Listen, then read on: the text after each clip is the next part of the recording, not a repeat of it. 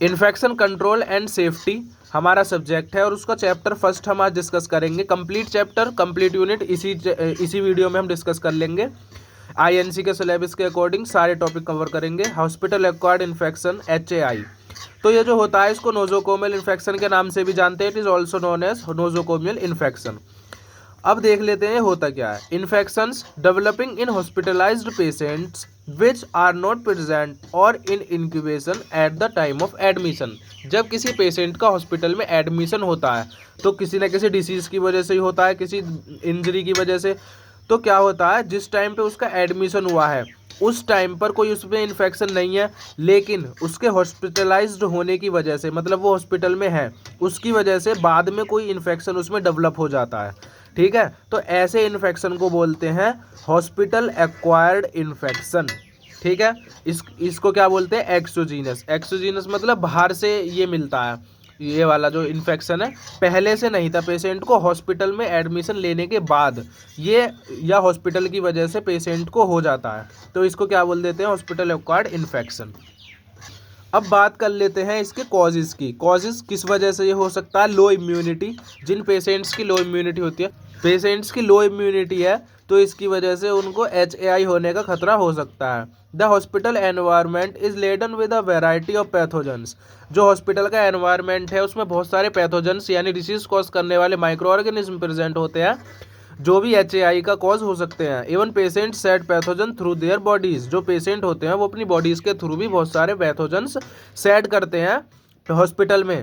Pathogens are present in hospital dust. जो hospital की dust होती है उसमें क्या होते हैं, पैथोजन प्रेजेंट होते हैं।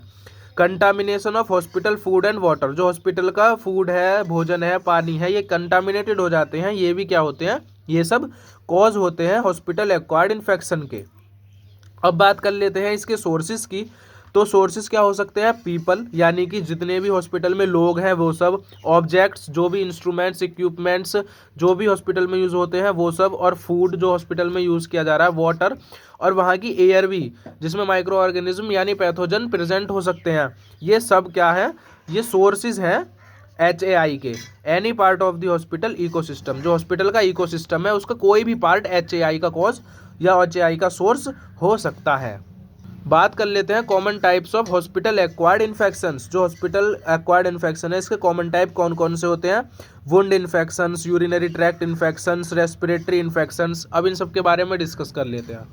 देख लेते हैं बंडल अप्रोच। बंडल अप्रोच क्या होता है, जो डिवाइस होते हैं हॉस्पिटल में उनके थ्रू जो इन्फेक्शन हो सकता है पेशेंट को, उसको कम करने के लिए ये एक बहुत सारे प्रोसीजर होते हैं, बहुत सारी मेथड्स यूज़ किए जाते हैं, उन सबको क्या बोलते हैं, बंडल अप्रोच बोलते हैं। ये किस लिए किया जाता है, जो डिवाइस एसोसिएटेड इन्फेक्शंस होते हैं उनको रिड्यूस करने के लिए किया जाता है। Bundle approach has been used to reduce device associated infections, DAI short form में बोल देते हैं। ठीक है, इन अ हॉस्पिटल, किसी हॉस्पिटल में। It is a evidence based practice that performed to reduce complications specially hospital acquired infections. जो hospital acquired infections होते हैं, वुंड इन्फेक्शन हो सकता है, यूरिनरी ट्रैक्ट इन्फेक्शन हो सकता है, ऐसे कॉम्प्लिकेशंस को कम करने के लिए ये एक एविडेंस बेस्ड प्रैक्टिस होती है जो कि यूज़ की जाती है।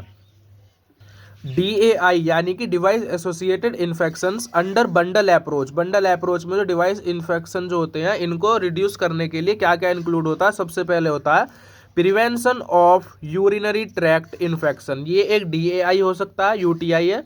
यूरिनरी ट्रैक्ट इन्फेक्शन जो होते हैं इनको प्रिवेंट करने के लिए बंडल अप्रोच में क्या क्या, मतलब कैसे करते हैं, तो देख लेते हैं। UTIs are most common HAIs यानी जो UTI है, यूरिनरी ट्रैक्ट इन्फेक्शंस हैं, ये most common hospital acquired infections हैं। ठीक है, mostly these are associated with urethral catheter. जो यूरेथ्रल कैथेटर डाले जाते हैं यूरिन के लिए, उनके थ्रू ये सबसे ज़्यादा होते हैं। Infection can be prevented by following steps. इनका प्रिवेंशन देख लेते हैं, बहुत इंपॉर्टेंट है ये। तो सबसे पहले क्या करना है, clean the catheter with soap and water every day. रोजाना क्या करना है, जो कैथेटर है उसको सोप और वाटर की हेल्प से क्लीन करना है। Clean around the catheter opening every day. जो कैथेटर की ओपनिंग होती है उसको रोजाना साफ करना है। Keep drainage bag lower than bladder. जो ड्रेनेज बैग होता है जिसमें यूरिन कलेक्ट होता है उसको क्या करना है, ब्लैडर से नीचे रखना है, ताकि ज़्यादा वहाँ पे वरना कलेक्ट हो जाएगा तो माइकोपैथोजन बॉर्न हो सकते हैं, वहाँ पे उनका इंक्यूबेशन हो सकता है। और क्या कर सकते हैं, empty the drainage bag at least once every 8 hours, हर 8 घंटे में, और whenever it is full, और 8 घंटे से पहले अगर ये फुल हो जाता है ड्रेनेज बैग तो उसको क्या करना है, एम्प्टी कर देना है। इस सब से हम क्या कर सकते हैं, यूटीआईज को प्रिवेंट कर सकते हैं। अब देख लेते हैं prevention of surgical site infections, यानी कि एसएसआई, जो सर्जरी के टाइम पे कुछ इन्फेक्शंस हो सकते हैं जो कि हॉस्पिटल एक्वायर्ड इन्फेक्शंस का एक टाइप है, तो उसको प्रिवेंट कैसे कर सकते हैं। इसमें मोस्ट कॉमन होता है वुंड इन्फेक्शन, ठीक है, जो कोई इंजरी की सर्जरी हो रही है तो उस टाइम पे ये लग सकता है। Most wound infections manifest within a week of surgery, ज़्यादातर एक हफ्ते के अंदर वुंड इन्फेक्शन हो सकता है किसी भी सर्जरी के बाद, ठीक है। कॉजेज इसके क्या हो सकते हैं, अंडरलाइंग पेशेंट स्टेटस, उसकी जो इम्यूनिटी कैसी है, उसका जो मतलब वो बहुत सारे हो सकते हैं ये कॉज, पेशेंट के स्टेटस पे डिपेंड करते हैं। Micro organism said bye OT team, जो ओटी टीम है जो सर्जरी कर रही है उसके थ्रू कुछ माइक्रो ऑर्गेनिज्म सेड हो सकते हैं ओटी रूम में, जिसकी वजह से क्या हो सकते हैं ये। ऑपरेशन रूम एनवायरनमेंट, जो ऑपरेशन रूम होता है उसका एनवायरनमेंट कैसा है, ये भी मतलब सही, ये सब इसके कॉज हैं। सर्जिकल टेक्निक कैसी है जो सर्जरी में यूज़ की जा रही है, ड्यूरेशन ऑफ ऑपरेशन कितनी है, मतलब कितना टाइम लग रहा है ऑपरेशन होने में, ये सब क्या है, कॉज है एसएसआई के। अब बात कर लेते हैं सर्जिकल साइट इन्फेक्शंस के प्रिवेंशन की, इसको कैसे कैसे करके प्रिवेंट किया जा सकता है।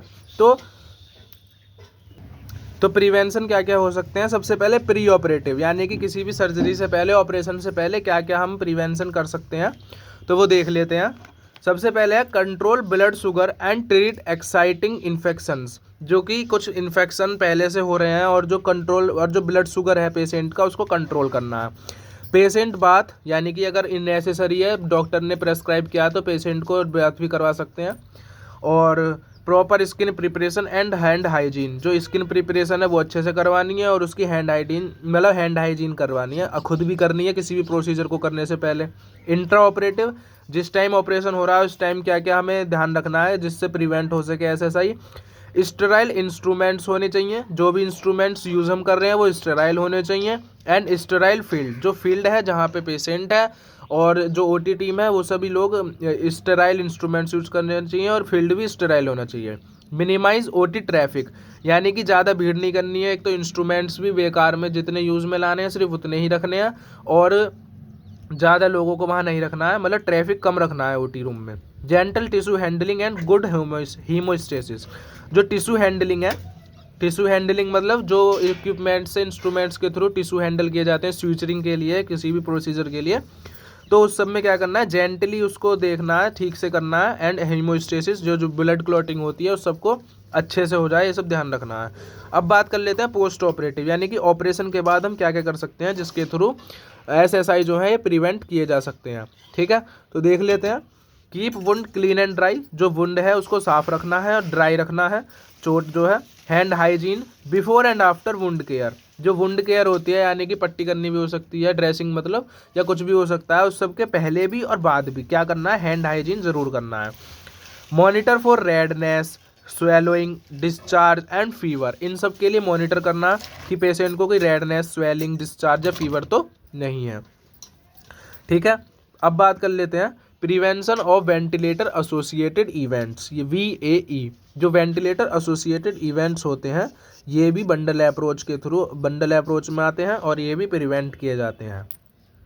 तो देख लेते हैं। Ventilation is a life saving therapy, यानी कि जीवन को बचाने की एक थेरेपी है, आप जानते हैं, for patients with critical illness and respiratory distress, जिन पेशेंट्स को कुछ रेस्पिरेटरी डिस्ट्रेस हो जाता है उनके लिए, और जो क्रिटिकल इलनेस से जूझ रहे हैं उनके लिए जो वेंटिलेशन है ये एक लाइफ सेविंग थेरेपी है। These patients are at high risk for complications and poor outcomes including ventilator associated pneumonia, sepsis, acute respiratory distress syndrome, pulmonary oedema. जो ऐसे पेशेंट्स होते हैं जो वेंटिलेटर पे होते हैं उनको क्या होते हैं, ऐसे बहुत सारे हाई रिस्क होते हैं, कॉम्प्लिकेशन हो सकते हैं। कौन कौन से हो सकते हैं, वेंटिलेटर एसोसिएटेड न्यूमोनिया हो सकता है, VAP, सेप्सिस हो सकता है, एक्यूट रेस्पिरेटरी डिस्ट्रेस सिंड्रोम हो सकता है, पल्मोनरी एडिमा, ये सब हो सकते हैं किसकी वजह से, वेंटिलेटर पे होने की वजह से। तो अब देख लेते हैं इनको प्रिवेंट कैसे करना है, इनके प्रिवेंशन क्या क्या है, ठीक। ठीक है।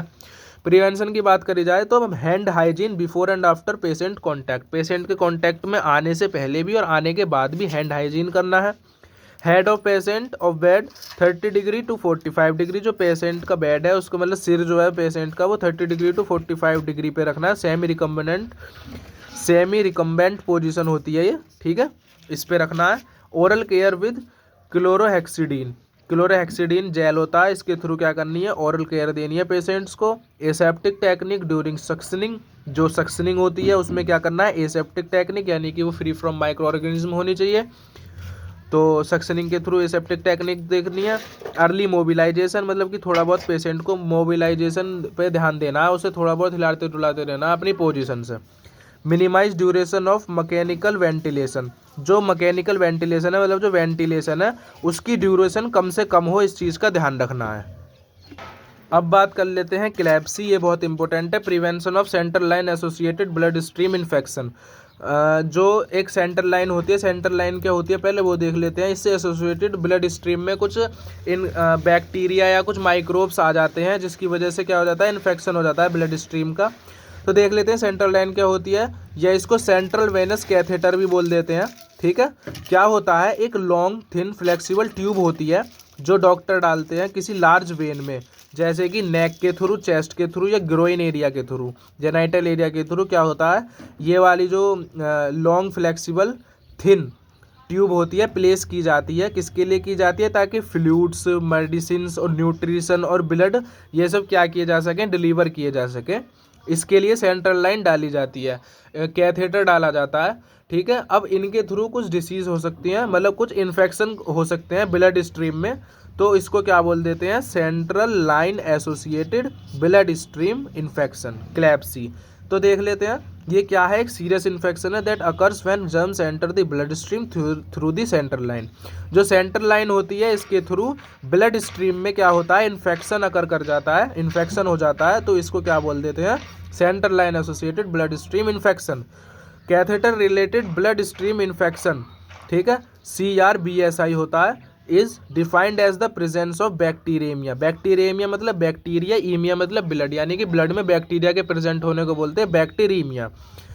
फ्रॉम एन इंट्रावेनस कैथेटर, जो इंट्रावेनस कैथेटर होता है उसके थ्रू ब्लड में जो बैक्टीरिया आ जाएगा उसको क्या बोल देते हैं, CRBSI, catheter related blood stream infection. ये क्लैप्सी का ही एक पार्ट है।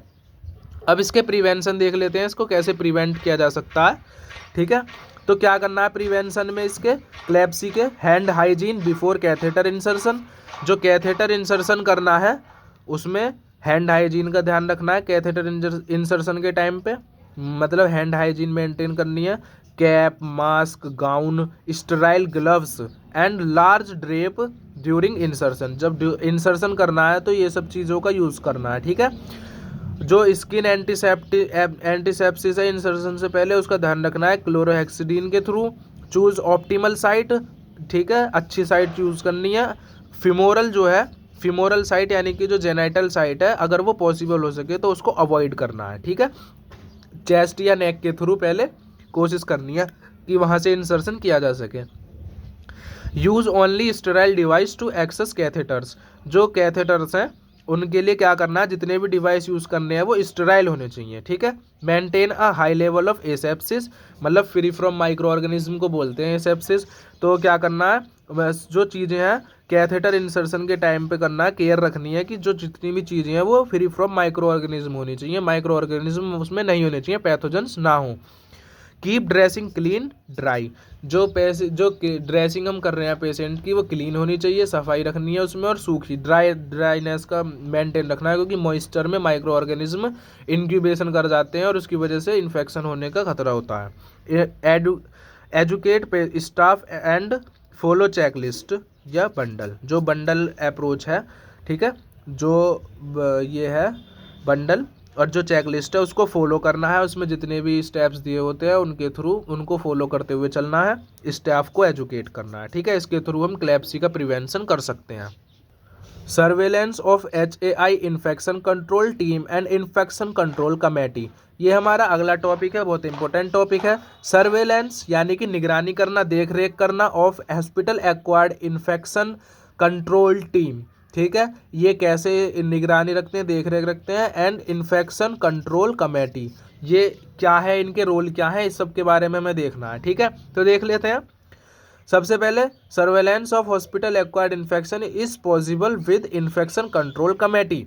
जो देख रेख होती है हॉस्पिटल एक्वायर्ड इन्फेक्शन की, इनको ठीक किया जाता है, ट्रीट किया जाता है, इनको डायग्नोस किया जाता है, इस सब के लिए क्या होती है, कमेटी होती है हॉस्पिटल में। जो मेजर हॉस्पिटल्स होते हैं ज़्यादातर उनमें सब में होती है, तो क्या बोलते हैं उसे, इन्फेक्शन कंट्रोल कमेटी होती है, जो HAI का सर्विलेंस करती है। ठीक है, every major hospital has infection control teams. जितने भी मेजर हॉस्पिटल हैं सब में क्या होते हैं, इन्फेक्शन कंट्रोल टीम होती हैं जो कि ये सब करती हैं।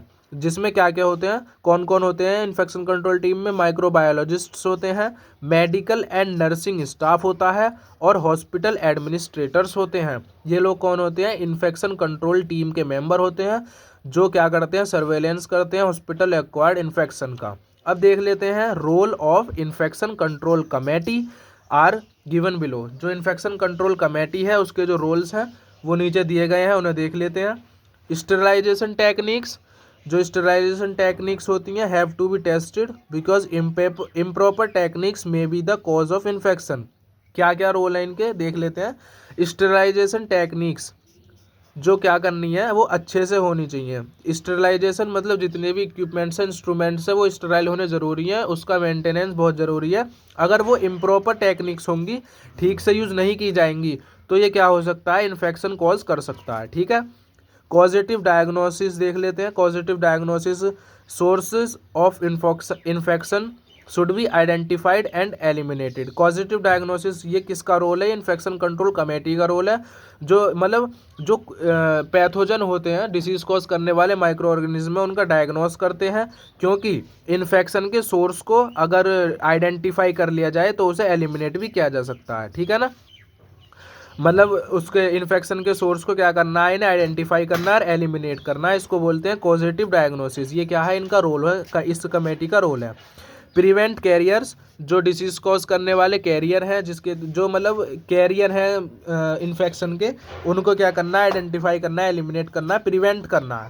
ठीक है, ये क्या है, इन्फेक्शन कंट्रोल कमेटी का रोल है। Proper sterilization and disinfection, free from microorganisms, free from pathogens रखना है सभी इंस्ट्रूमेंट्स को, ये एक इम्पोर्टेंट रोल है इन्फेक्शन कंट्रोल कमेटी का। और हैंड हाइजीन प्रिंसिपल्स को फॉलो करना है, ये भी एक रोल है इन्हीं का। ठीक है, तो ये यूनिट पूरी कंप्लीट होती है INC के सिलेबस के अकॉर्डिंग। फर्स्ट यूनिट में इतना ही हमें पढ़ना है इन्फेक्शन कंट्रोल की।